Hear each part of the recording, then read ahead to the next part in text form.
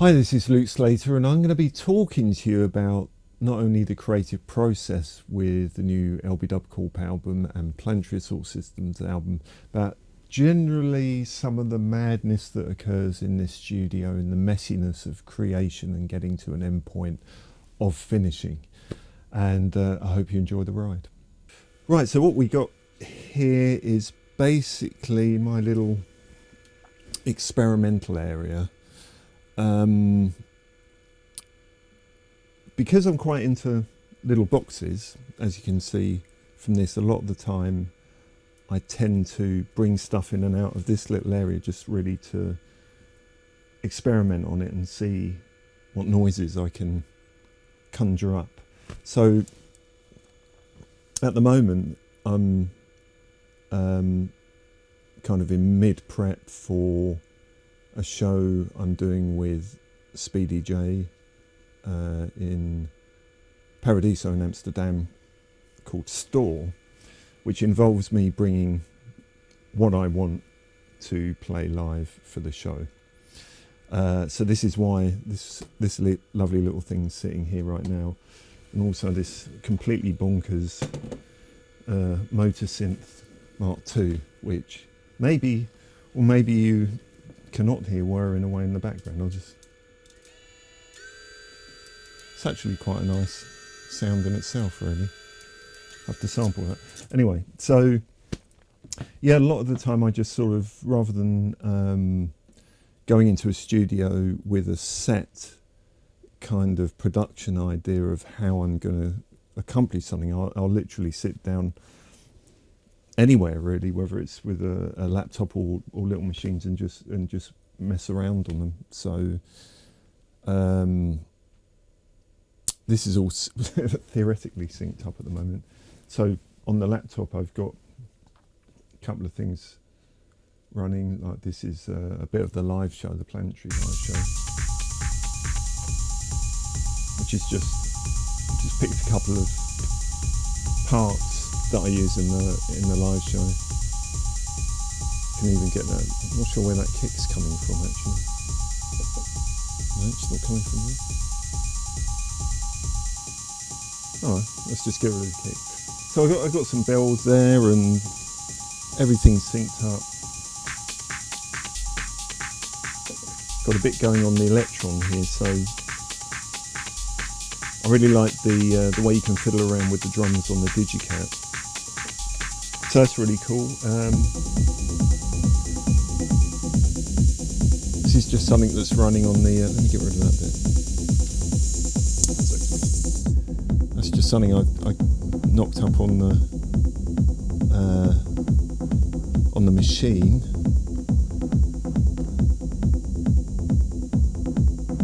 I don't actually remember doing that, but I turned it on and I thought, oh right, I must have done that before. And that's really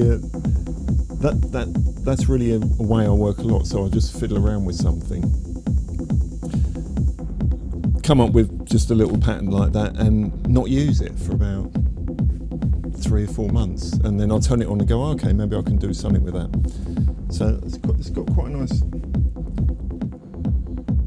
standard groove to it, you know, like that. What else have I got in here? And then I think I've got a little hi-hat on here. Those bells.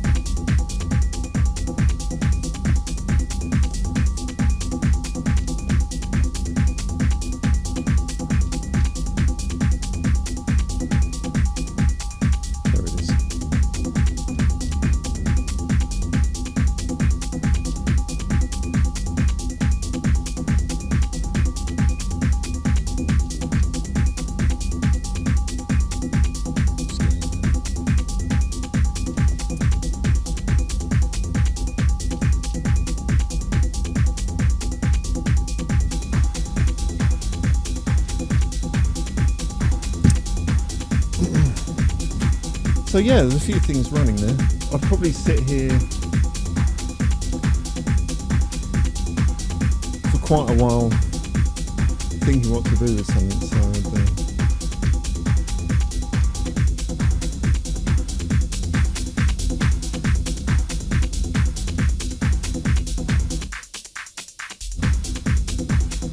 for me this kind of way of working really stems from DJing. So especially when I get back from the gig, I'm still kind of in the vibe of playing out. I kind of stick with a DJ mixer because it gives a kind of tactile feel of working on the DJ mixer. So I'll just get, I think, but you know, I might even think, oh, I like that. You know, I just like what the electrons throwing out that. So I'd probably end up sampling that. So I'd probably let that run for about 6 minutes and just record all that and get that into an audio file. I don't really make tracks from just running something live, so I always look at sound sources as being something I can sample. Yeah, so Krank off the Corp album, which is a track I kind of did it quite a while ago and wanted to play it out, so but it involves live drums that I did, and it probably would have been easier just to use some samples from you know, acoustic drums, but I actually recorded the drums into live from a kit, which are really raw. That's basically me playing the drums in a very dry environment, and I have them as a grouped up in Ableton Live, and then start applying different processes to get some kind of, you know, get some welly out of it. But there's about sort of 6 or 7 drum tracks that are just running like that. And I think it's quite a difficult thing to get real drums to actually sound any good, especially if you can play them out in a house set or something like that. So that was quite a challenge. There's a lot of compression. I seem to remember actually in the end I got these tracks up on the desk and just ran them through the desk and EQ'd them on there to get some kind of, especially the low end. So that kind of ended up like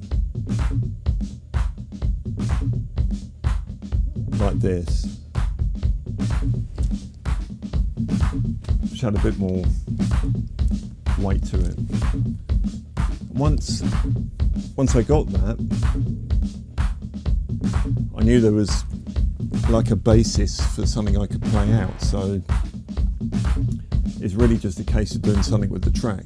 For me, it's always about the beat, so everything tends to come from the beat rather than the other way around, although sometimes it does. So I added in parts like that, which is actually an Emulator 2 plugin, which I didn't know. Yeah.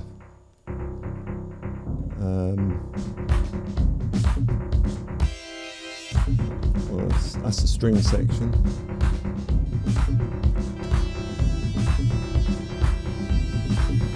Oh, that's a really good plugin. There's a plugin called Generate, which it's a really odd synth actually, but it's really, really amazing. It's really interesting, and I'm quite impressed I actually got that string sound out of it, because I don't think I have managed that before.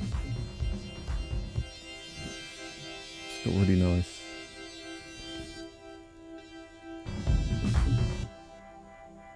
Some different versions there.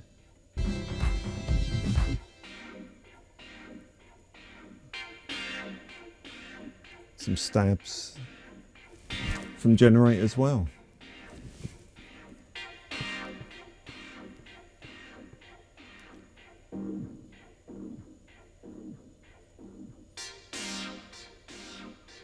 Yeah, I must save that preset. It's really, I'm kind of picky about soft synths, but not because of any. The only reason really is I need to know how to use them and use them quickly. So if they're too complicated, I tend to sort of get a bit bored of trying to work out how to use them. Whereas something like Generate, I like the sound of it, but it's very easy to work out. It kind of only has one sound. So there's not like, it's all based around the same kind of oscillators and sound source. So it's easy to feel what you can do with it and where it might go. So I like that kind of one thing, very much into that. This does that and that's all it does. I think that's really a lovely way of working because you don't get tied up in stuff too much. And I tend to get quite bored quickly. So my main aim always is to try and record stuff as quickly as possible at any given time, even if it's not complete. So when for example, when this track got to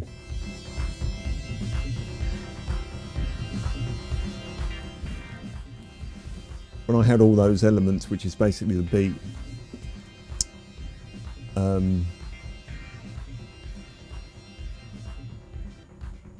and some parts on top. So again, I'd be laying down that beat probably in multi-track straight away. So whatever's running now would be recorded, and I wouldn't have to. The first thing, it gives you option not to change too much.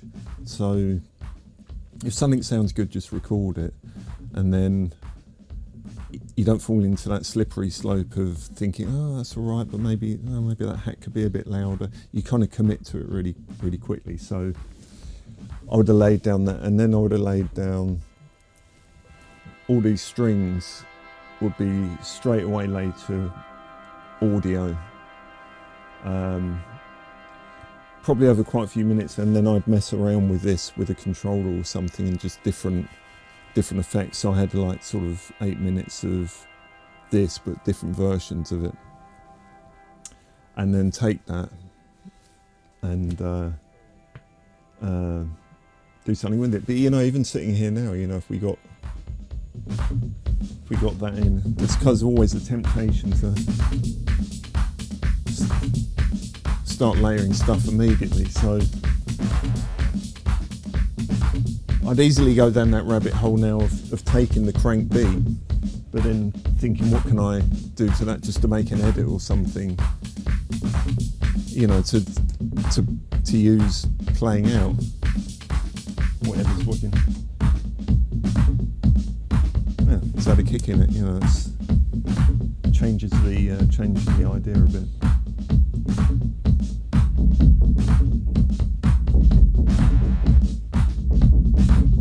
Totally out of time. This is a mad machine.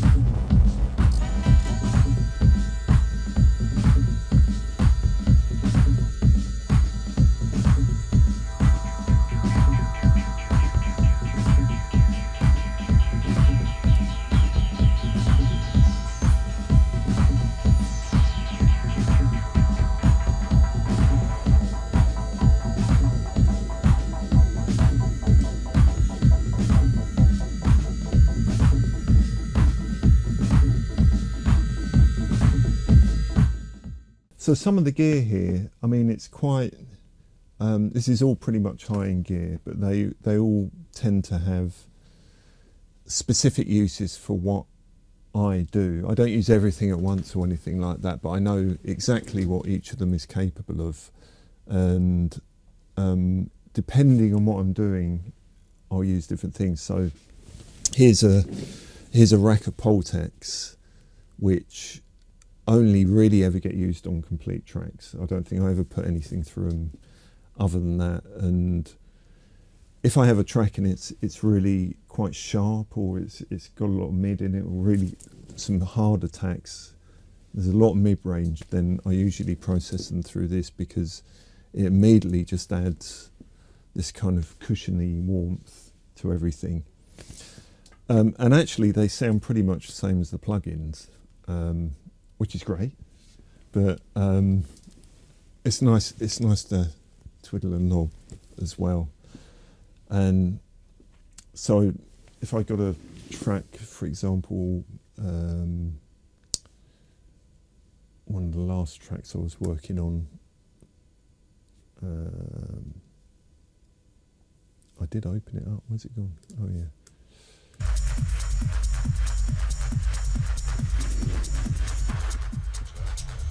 So this track here, this is part of the track laid down already. So this part of the track, the kind of main bulk of it, if you like, which is the stereo track we're playing now, which already has parts on it, but there's more parts added on top. This whole track was processed through them because before it was like that, the weight of the bass wasn't quite there. But instead of picking apart the original track and saying, well, I'll put a bit more bass on the bass before I mix it down, I'll just take the whole track and put it through something and then kind of fine tune it from there. So something like the Pultecs are really good at that. And what if I'm really slightly kind of polite anarchy is most of this gear is actually made for sort of rock and roll. You know, it's not, I mean, I love it, you know, I love gear, but I know that a lot of these are they're almost tuned sometimes to kind of guitar and drums and vocals, and that they always talk about that, but I just find it amazing when you put electronic music through it, and so you can get results, sometimes amazing, sometimes not good, but this is a really good bit of kit actually. This an overstayer rack, which is basically a kind of a really mad channel strip, which starts with being overdriven into a high pass and low pass filter, into an EQ, into a compressor, into saturation. And I think probably this is my favourite bit of kit for mangling sort of sound. Probably, if things are working properly, I can. So if I just run this track, right, and then I'll just plumb it in on the old routing here. So we're just coming straight out of the desk into the overstayer. I mean, this patch bay thing is just bloody amazing, really, because it saves so much time, get things done quicker. Let's get rid of the rooster. So theoretically,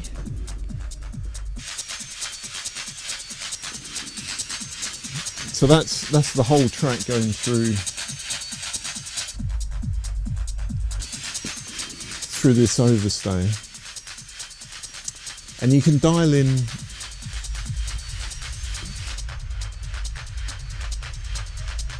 this completely mad treatment into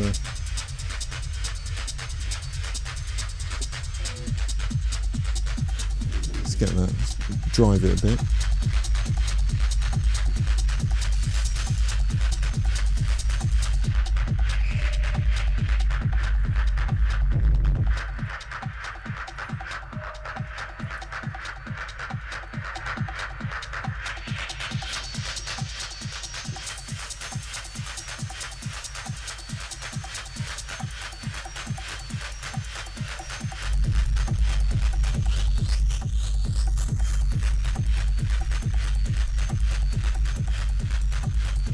Quite extreme, but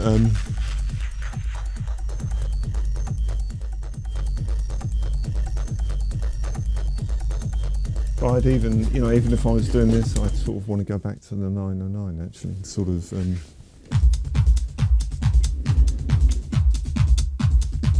start putting that through.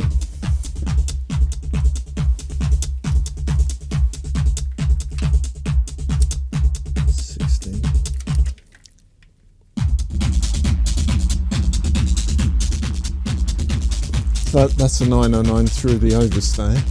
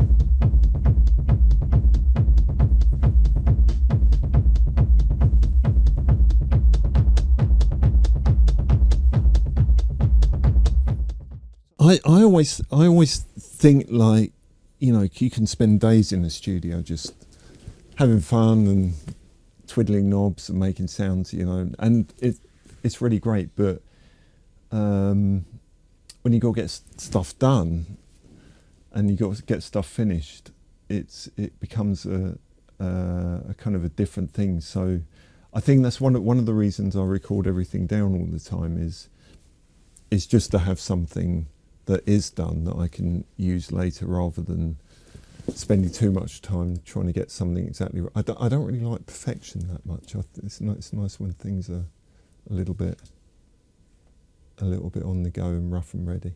The Robert Owens track was a really quite a big session, really. There was a lot of I think Robert did about it must be about 20 tracks of vocals that I had to kind of get them down to something a bit more manageable, really. Each and every part of me, I'm so happy. 15, 16. You and oh, you went where I need you to be. Gone beyond expectations or belief. Dominating power, enchanting. Filling me up with ecstasy. That's some of the. You got me. Oh yes you do. Oh yes you do. Oh yes you do. You got. Kind of more raw files.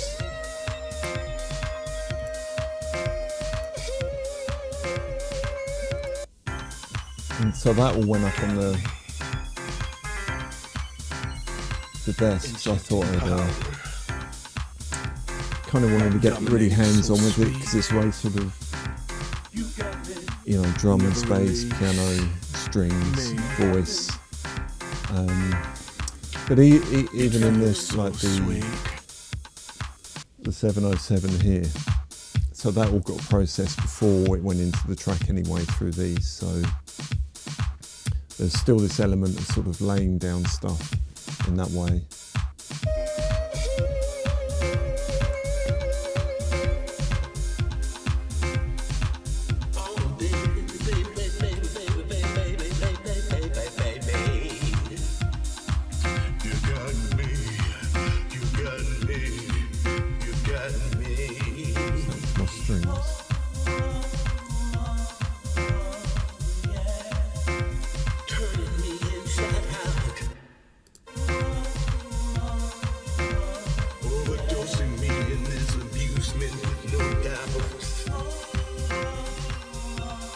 Yeah, so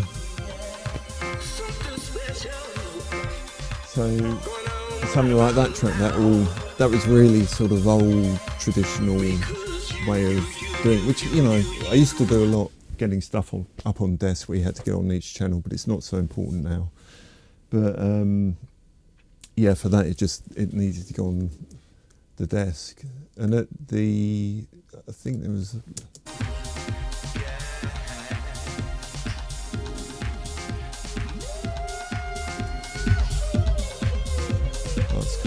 Okay.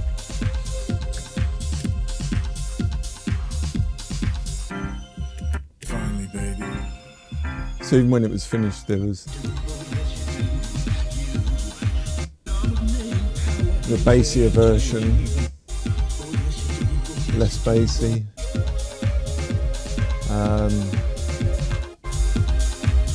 A louder version put through the burl. Had a slightly different edge on it. There's another one here. Oh God.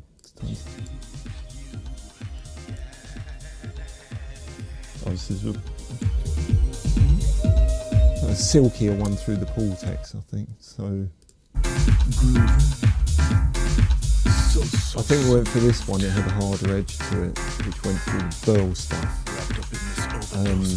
But this is a bit even before it gets to mastering, so I kind of almost want a mastered version here before anything's done in mastering.